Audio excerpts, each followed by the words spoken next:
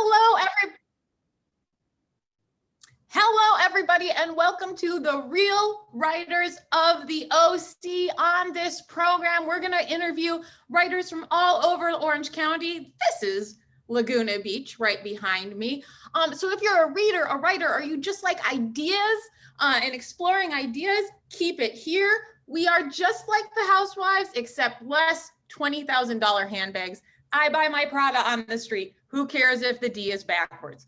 All right, this guest we have tonight is a fabulous writer. He was a psychologist for many years. He has published over 14 novels, including Ezekiel's Brain and the Oedipus Murders.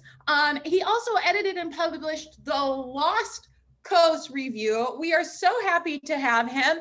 Let's welcome Casey Dorman. Hi, Casey. How are you? Hi, Bethany. I'm great. Glad to be here.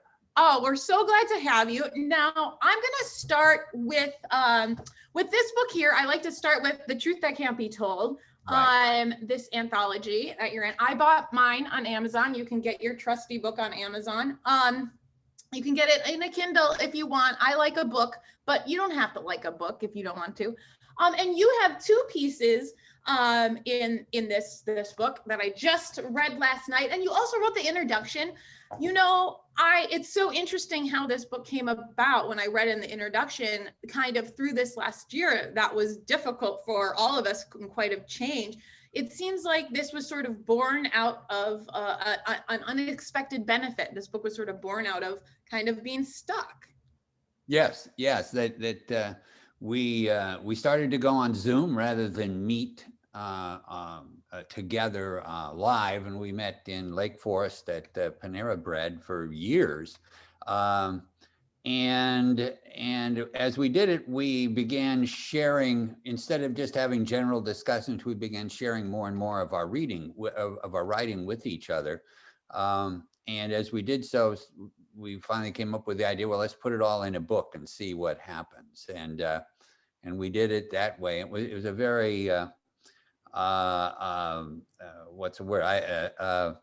Egalitarian kind of enterprise that we had no official editor of the book.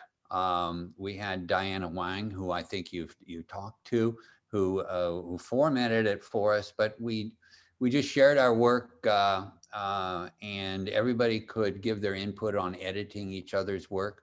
When the writer decided, okay, I've heard enough, this is my final copy, they turned it in, and our motto was kind of, if you belong to the group, you're going to be published. So anyone that gave us something, it was in the book, and it all turned out very well, I think. Oh, it really did. I love it. And, you know, first of all, I think it's so important for people to, you know, especially it's been a rough year for everybody, to kind of look back and try to see some of the unexpected benefits, if there are any, you know, of this last year. Also, you know, reading these short stories and poems, for anybody out there who just wants, like, it doesn't take a long time to read them. You can read as many as you want. And it like is such a, like, all of a sudden, all these ideas pop up in your mind and make you really think. Speaking of which, let's talk about your two pieces in the book. The first one I want to talk about is Our Man on Mars. So this piece, we won't give it away because the ending of this piece is amazing. But so it's basically about two men on in a space station kind of situation, and then some crazy stuff happens on Mars. How did you get the idea for this piece? Well, as I said, it's an homage to Graham Greene, and I don't know if you've ever read or seen the fantastic movie with Alec Guinness called Our Man in Havana. And in Our Man in Havana, which was, I think, a 1960s movie, maybe, this British agent who's not really doing anything. He's part-time agent. He runs a vacuum cleaner repair and sales company in Havana, and he has to produce some kind of intelligence for the British Secret Service. So he's reading the instructions of his new atomic pile vacuum cleaner, it's called, and he comes up with the idea that he's discovered that the Russians are putting the equivalent of atomic missiles in Cuba. Anyway, he makes up an entire story, which then turns out to be true. It's sort of like a self-fulfilling prophecy. So I got that, and I always loved it. It was copied with The Tailor of Panama. If you ever saw the movie, it was a John le Carre a book that copied Our Man in Havana, and it was a very similar story. They made a movie with, I'm trying to remember the guy's name, I forget who, but a famous actor. So the idea was that someone makes up a story to get himself out of a jam, and it turns out that it becomes a self-fulfilling prophecy. And I thought, why not put it on Mars? I love that. And what I love about this story, at least from my interpretation, is this protagonist, it's really a mistake. You know what I mean? Like he really just screws things up. Yeah. He's kind of a hapless person. You know, he just sort of stumbles around and makes serious mistakes, which he tries to cover, and it just makes it worse. Yeah, such a good concept. I want to say the ending so bad, but I'm not going to. Okay. The other piece you have in this, the old men at the beach. This is such a great piece. First of all, I definitely am on board with the concept that people who are inebriated have some sort of abilities that other people don't have, because I enjoy a glass of wine. Yeah. But no, that's not really what it's about. It's again, it has an alien theme to it. So tell me the genesis of this piece.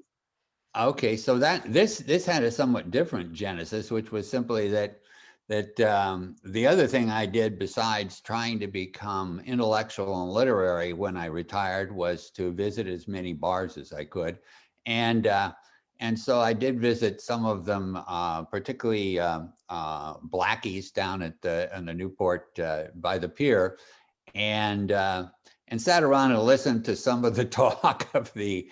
They have a sign going in, you know, anyone under 74 must show his ID to get in. The average age there in the daytime anyway is probably between 75 and 80. And they're just sitting around BSing with each other. And I listened to some of that, and I thought, and I didn't believe 99% of what I was hearing. And so I just said, well, let's just take that one step further. You know, and I did. Oh, I love it. I really did feel, those kinds of bars that are like those sort of barfly bars. I really felt it like I was there in the piece. They have a very specific vibe, and I definitely felt that vibe for sure. And then this story again has another twist that I can not give away. But so there's definitely themes of space and aliens. Does this come up a lot in your work? Are you interested in space and aliens? I know Ezekiel's Brain has your novel that you can also buy on Amazon, I'm assuming, has an AI theme. Where does that all come from? Okay, yeah, it is. I've always been a reader of science fiction. When I was in junior high, I belonged to the science fiction book club, so I would get every week or every month I would get my 2 or 3 books that from the science fiction book club.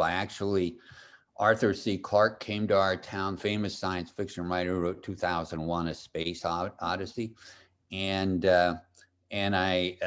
my best friend who also read science fiction, his father had the job, he was the head of Chamber of Commerce, had a job of chauffeuring him around before he gave a talk that night. So I spent a half a day with him. He got us out of school to spend time. So I read science fiction. Most of my writing has not been science fiction. It's been mysteries, because I like to read mysteries even more than science fiction.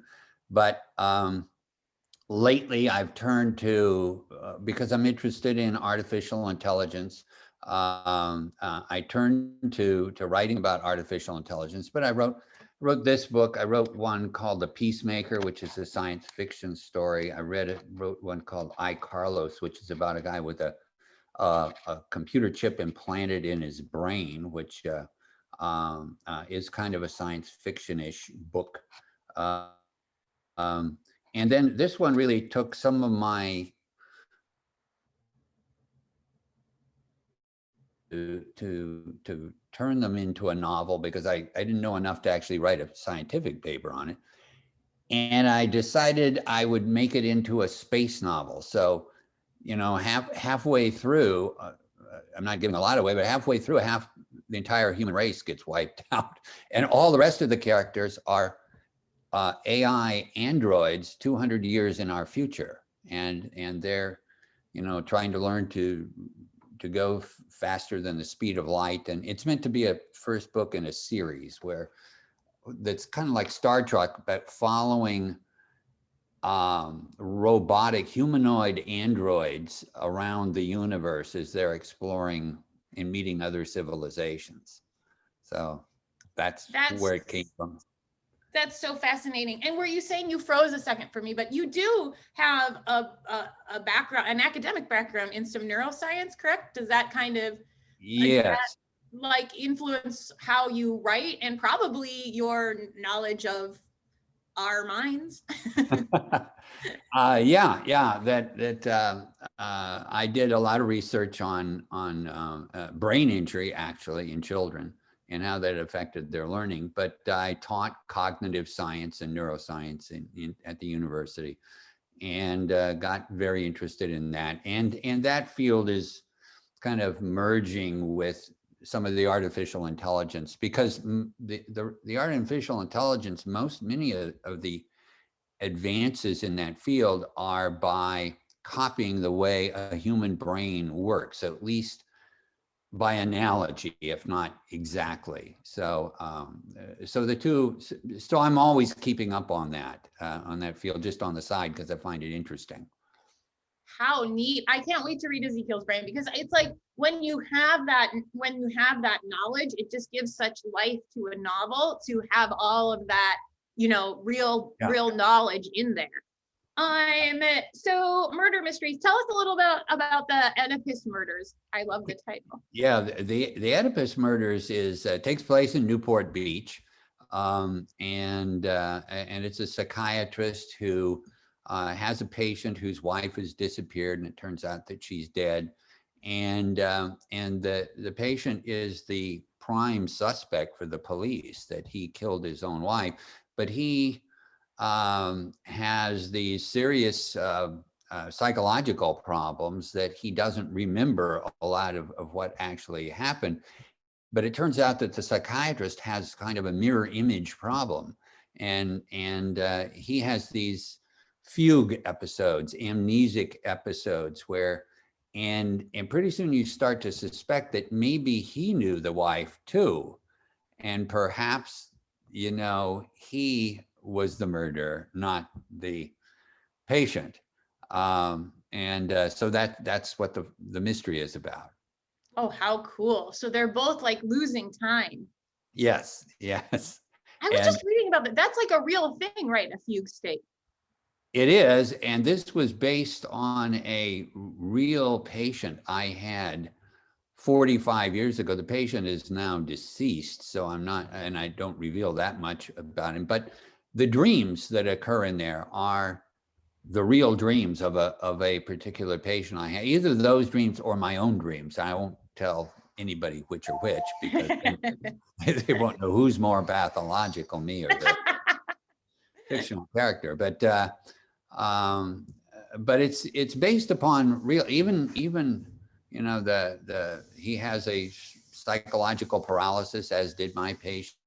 Wow. And my patient didn't murder his wife, but his wife died, and he developed an amnesia for all sorts of things connected to that. So. Whoa, that's fascinating. I think I need to develop an amnesia for spring break 1997. Yeah.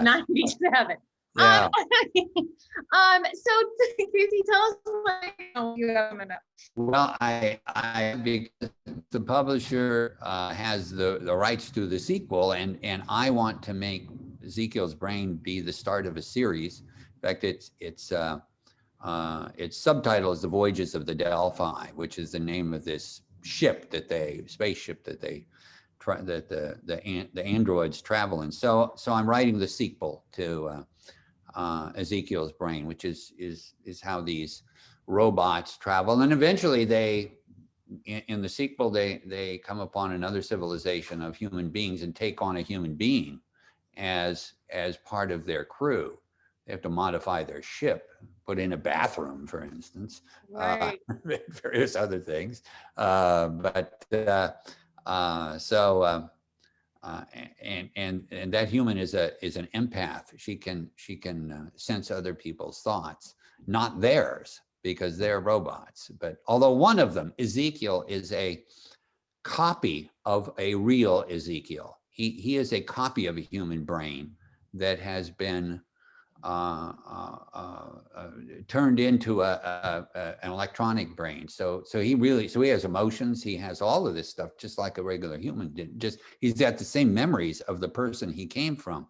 The others in the story are not. They're all just, AI, artificial intelligences in human-like bodies.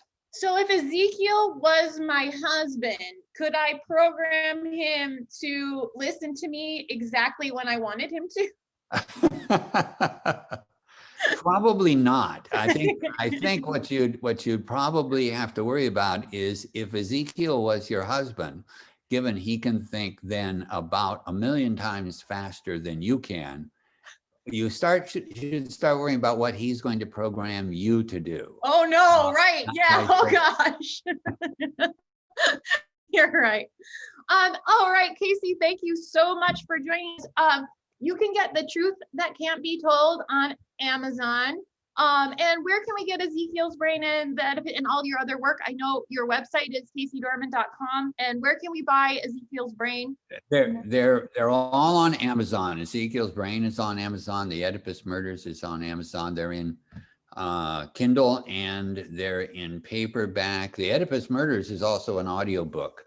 So it can get, it's the only one of my books. It's also an audiobook, but. Ooh, get the audiobook, guys. Go get the audiobook and listen on your car trips. Everybody on your summer car trip. A little weird. Awesome. Get books on Amazon. Thank you again, Casey, for joining us. And thank you all for listening. We will see you next time. Bye. Okay. Bye-bye.